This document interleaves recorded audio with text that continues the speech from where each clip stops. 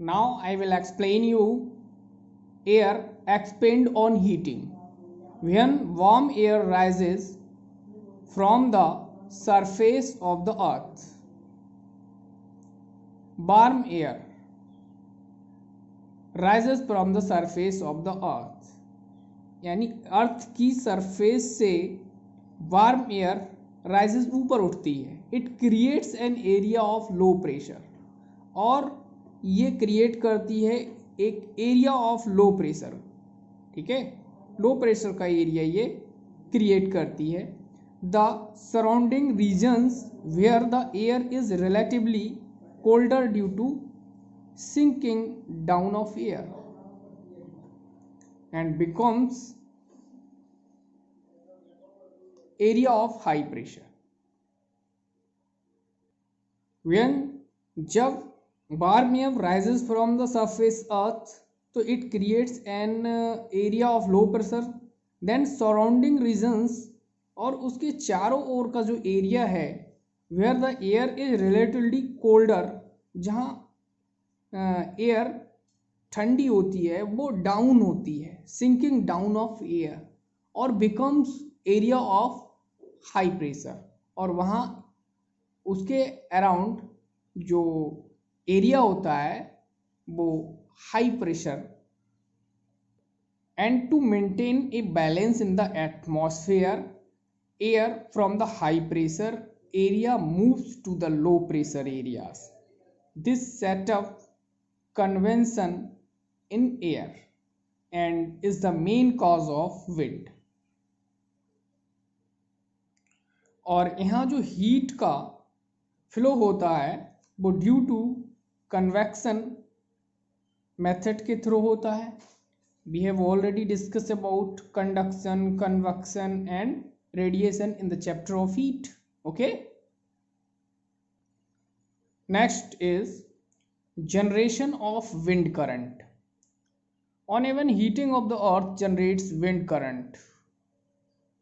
Two kinds of situation arise. These are: first is uneven heating of the equator and the poles. The region around the equator receive maximum heat from the sun. जो equator के around region है, this is the equator, 0 degree latitude, 30 degree north pole and 60 degree north pole. ये equators line है हमारी. ठीक है, और ये पोल्स के रीजन है, पोल्स. ओके, तो रीजन अराउंड द इक्वेटर, जो इक्वेटर के अराउंड रीजन है, जो एरिया है, वो receive maximum heat from the sun throughout the air. और सन से आने वाली मैक्सिमम हीट को ये इक्वेटर के चारों ओर का एरिया है वो एब्जॉर्व करता है. Therefore the air in this region gets heat up, और जो इस रीजन की एयर है वो हीटेड हो जाती है.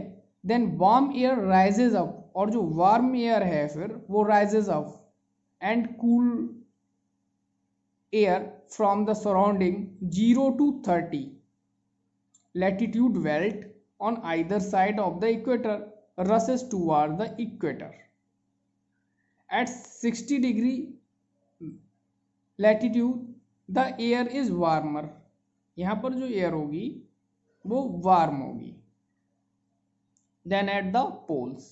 Or also the warm air rises and cold air from the polar region rushes to take the place. Wind current are generated from the pole to equator, pole to equator. तो एक currents होगी, generate हो जाएगी, क्योंकि equators के around sun से आने वाली जो हीट है वो मैक्सिमम होगी. तो मैक्सिमम होगी तो इक्वेटर के अराउंड जो एयर होगी वो वार्म अप होगी और राइजेस होगी. ठीक है, और नॉर्थ पोल्स की जो एयर है वो कोल्डर होगी. जब वार्म एयर ऊपर उठेगी तो कोल्डर एयर डाउन होगी. और क्या होगा, wind current are generated from the poles to the equator, और एक विंड करंट जनरेट हो जाएगी from poles to the equator, pole से इक्वेटर की ओर. Okay, next is uneven heating of land and water. During summer, the land near the equator warms up faster than the water in the ocean. Over the land also gets heat up and rise up. The cooler air over the seas rushes towards the land. These winds carry a lot of water and bring rain. ठीक है. About this process we have already discussed in the chapter number 4, heat, sea breezy or land breezy. Sea breezy develop at the surface, यानी जो land है उससे warm air rise up होगी. ठीक है, और वार्म एयर जब राइज होगी और लो प्रेशर होगा यहाँ, ये राइज करेगी, यहाँ cool sinking air the high pressure है.